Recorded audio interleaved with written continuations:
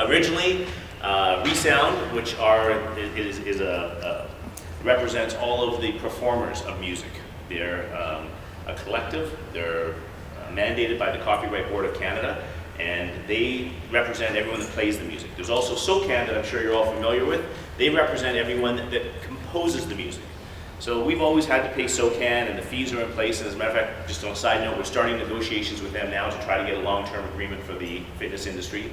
Resound came to us in 2007. They also went to Australia. They said in Canada that they would like to receive $18.59 per member per year. So if you had 1,000 members in your club, it was $18,000 a year. If you had 5,000 members in a club, it was $100,000 a year. And oh, by the way, they want it retroactive to 2008.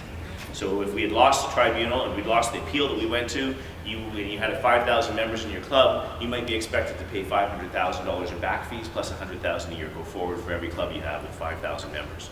It would have been devastating to the Canadian fitness industry. It would have taken about $80 to $100 million a year out of our pockets. It would have hurt the suppliers because we would have had less money to pay for things. But the biggest problem is it was such a large amount of money. Up till now, if you don't pay SOCAN, it's a $500 or $1,000 or $2,000 fee. It's hard for them to go after you legally. If you owe Resound $100,000, they can afford to hire really big law firms, and they will get the money to the business. So this was a big problem. And the bigger problem was not just Resound doing it, but if you were the composer and you heard your buddy in the band who's the performer was getting this huge royalty stream, what are you going to do? You're going to go back and say, hey, I want to be paid like him. So the SOCAN you would also get. There was a way to sort of contract out of paying the performers. You could hire your own performers, but unless you wanted elevator music in all of your clubs and in all of your group exercise classes, there's almost no way of contracting out of SOCAN. That's the high-level overview. Essentially, the tariff that we've negotiated, if you're a small club under 1,000 members, you pay $50 a year. A larger club under 5,000 members, you pay $250 a year. And a really large club over 5,000 members is $500 a year. In addition, you pay per group exercise class. You pay anywhere from 31 cents to 40 cents. 31 cents for 2008, all the way up to 2017, you pay 40 cents a class.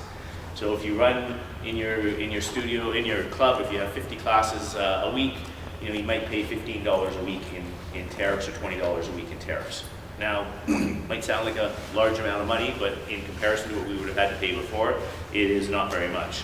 Essentially, smaller clubs, you're going to be paying somewhere $400 or $500 a year. Larger clubs, you're going to be paying $600 or $700 a year. And it all depends on how many classes you have.